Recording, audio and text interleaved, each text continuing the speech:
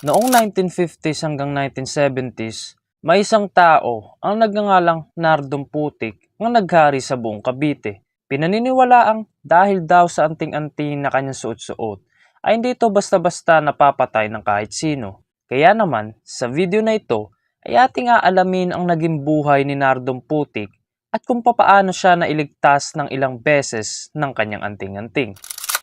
Si Leonardo Manicio o Nardong Putik ay pinanganak sa Dasmariñas, Cavite noong taong 1925.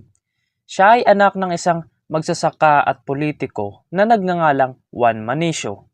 Sa tatay niya rin galing ang bansag na putik dahil sa malaki yung mangging kulay ng balat ng kanyang ama.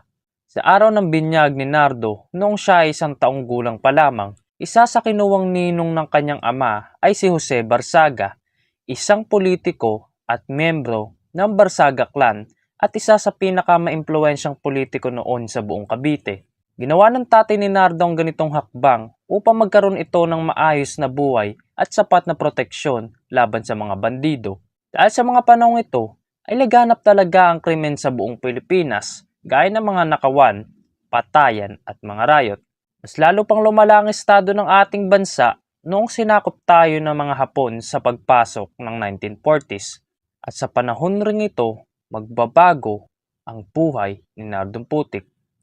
Taong 1944, sa edad na 21 anyos, alauna ng madaling araw, habang natutulog ang pamilya Manicio, bigla silang may narinig na ingay mula sa kanilang bakuran. Nagising naman agad ang ama ni Nardo upang silipin ang nangyayari sa labas. Nakita nito na ninanakaw na pala ang kanilang alagang baka at iilang mga kagamitan sa kanilang sakahan.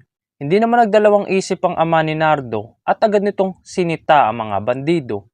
Ngunit nauwi lamang ito sa isang gulo na ikinasawin ng ama ni Nardo.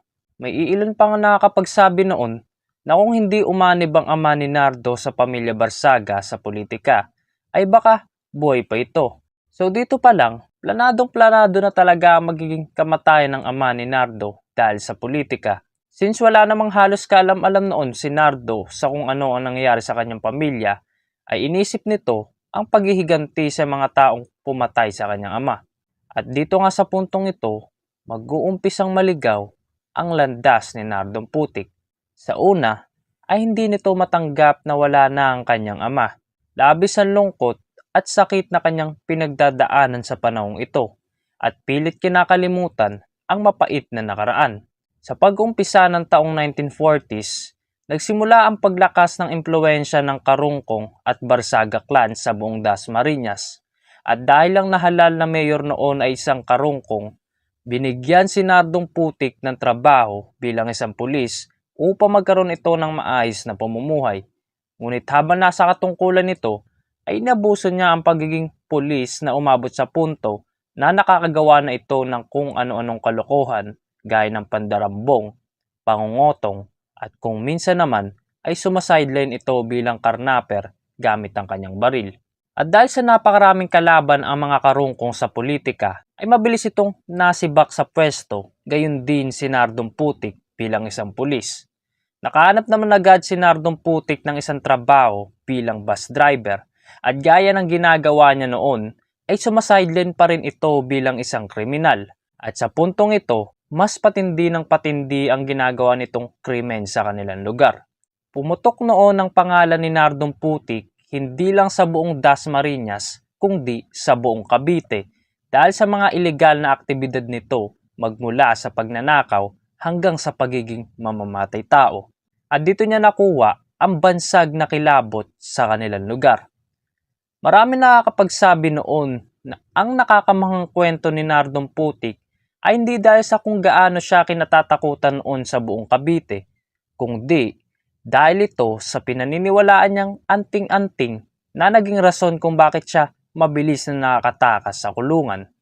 Noong buwan ng Marso taong 1947, since mahirap ngang mahanapan ng ebidensya si Nardong Putik upang siya ay arestuhin, nagawa ng ibang paraan ng mga kapulisan upang tuluyang hulihin itong si Nardong Putik. At dahil sa mga baril na hawak nito sa tuwing gagawa siya ng isang krimen, ay dito siya tuluyang nahuli ng mga pulis at ang kaso na ipinataw sa kanya ay walang iba kundi ang illegal possession of firearms. Ngunit sa kabila ng mga krimen na kanyang ginawa mula noon, ay bakit hindi man lang siya hinuli ng mga pulis? Ito ay dahil sa malinis gumawa ng isang trabaho si Nardong Putik na sinisiguro nito na hindi siya basta-basta mahuli sa ilegal na aktibidad na kanyang ginagawa. Dagdag pa rito ang koneksyon nito sa mga karungkong. Ika nga ng marami na ang lahat ng bagay ay may katapusan, kung kaya't dumating rin sa punto na nahuli ito. Hindi man ganun kabigat ang parusa na ipinataw sa kanya na mahigit 6 months sa kulungan, ngunit para kay Nardong Putik ay matagal na ito bilang parusa, kung kaya't gumawa ito ng iba't ibang paraan upang makatakas sa kulungan. At pagbalik nito sa kanyang lugar ay napakaraming tao ang galit sa kanya. Ultimo ang mismong gobernador at ilang politiko sa Cavite ay nais namang itong paalisin. Agad naman lumipat sa kalapit na probinsya si Nardong Putik dahil hindi na siya safe sa mismong hometown niya sa Cavite at nagtrabaho ito pansamantala bilang isang mangingisda. Pagkaraan lamang ng 2 taon, pagbalik nito sa Cavite ay naaresto na naman siya ng mga pulis sa ikalawang pagkakataon dahil naman sa pagnanakaw. Pinatawan siya ng mahigit 18 months na pagkakakulong sa Muntinlupa. Makaraan lang ng ilang mga buwan bago sumapit ang eleksyon ay nakatakas na naman ito. Wala ni isang ideya ang mga kapulisan noon kung papaano nakatakas si Nardong Putik sa kabila ng pagkakaroon nito ng mahigpit na seguridad sa kanyang selda. At noong September 1952, naganap ang Maragondon Massacre na kung saan ikinasawi ng mayor ng Maragondon at ang chief police ng Cavite. Ang otoridad noon ay nagsagawa ng masusing investigasyon sa pagpaslang sa mayor at napagtanto nila na isa sa mga kasabwat sa pagpatay ay walang iba kundi si Nardong Putik. Agad naman itong inaresto at ibinalik sa kulungan. Dahil sa pagkakaroon nito ng koneksyon sa ilang politiko, lalong-lalo na noong nanalo sa pagkagobernador ng Cavite, ang isa sa miyembro ng Mangubat ay agad namang naabsuelto si Nardong Putik at tuluyan nakalaya. Kung matatandaan nyo, ng tatay ni Nardong Putik noon ay nakipag-alyansa sa pamilya Barsaga, Mangubat at Karungkong upang magkaroon ito ng malakas na koneksyon at proteksyon.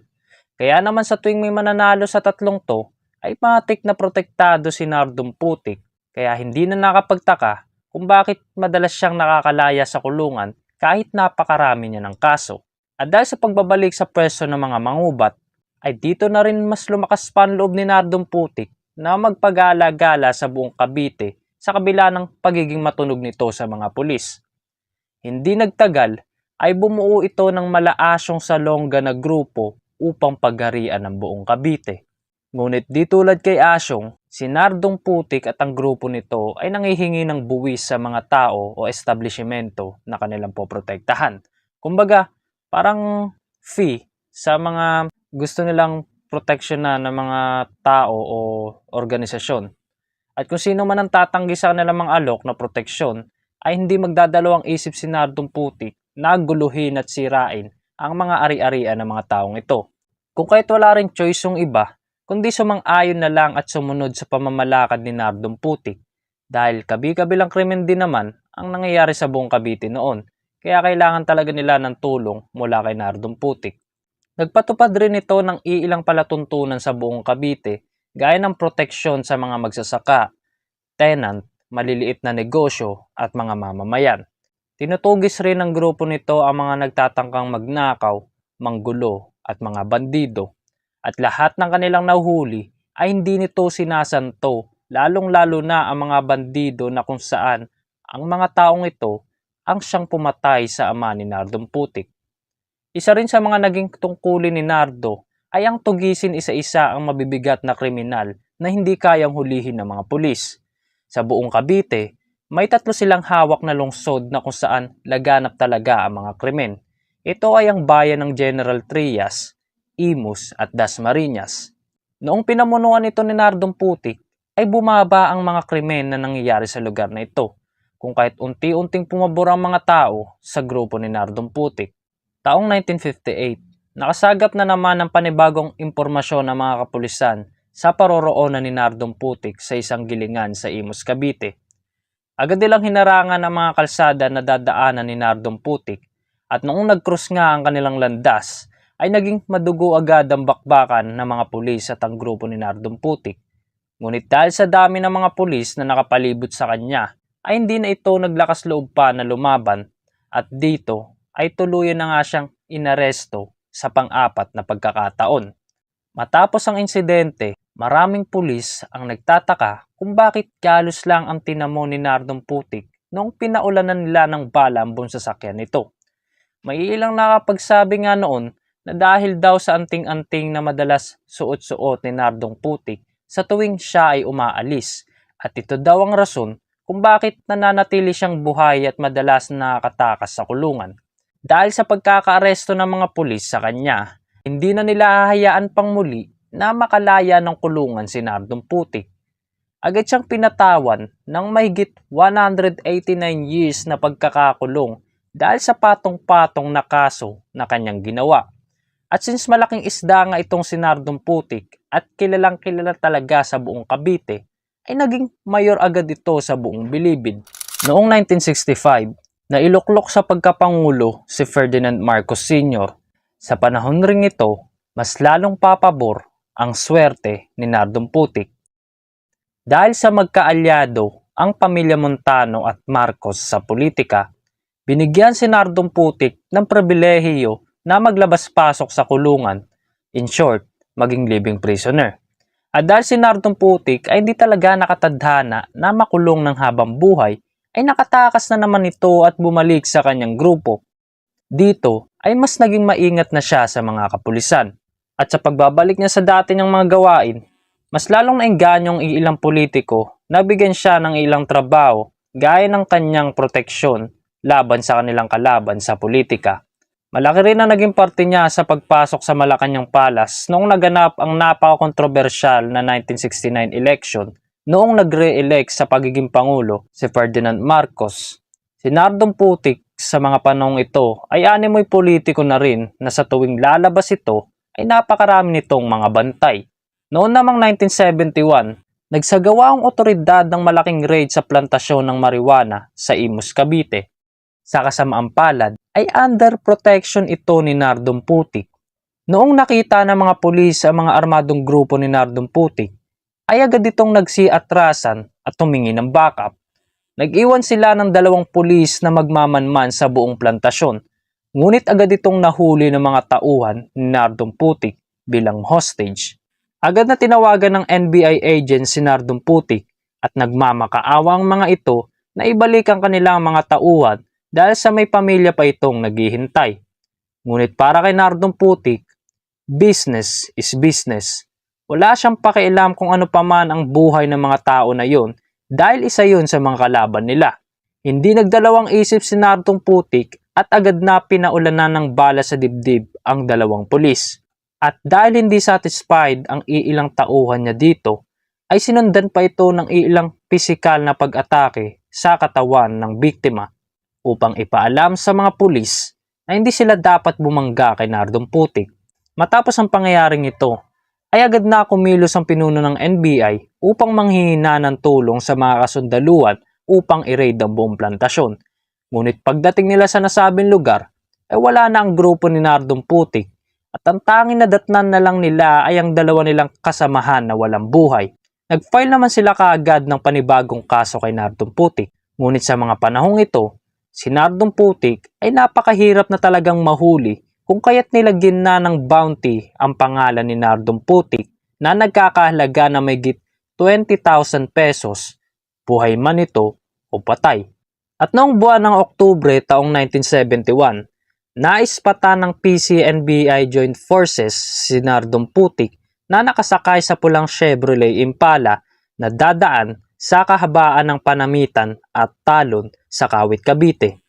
Agad namang naglagay ng mga checkpoint ang mga kapulisan sa nasabing highway at nung nakita nga nila ang mismong sinasakyan ni Nardong Putik, dito kinumpirma na siya nga ang kanilang hinahanap.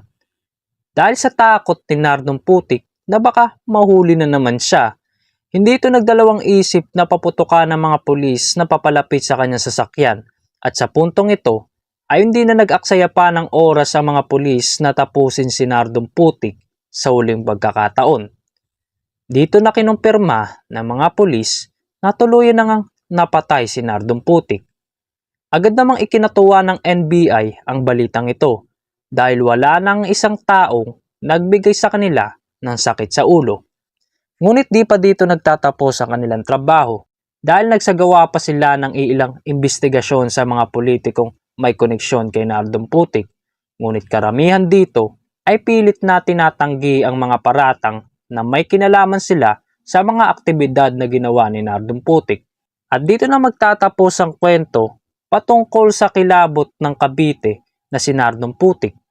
Para sa iyo, naniniwala ka ba na may kinalaman talaga ang anting-anting ni Nardong Putik kung bakit siya mabilis makalaya at hindi basta-basta namamatay? O tanging swerte lang talaga ang nagligtas sa kanyang buhay? I-comment mo naman ang iyong sagot.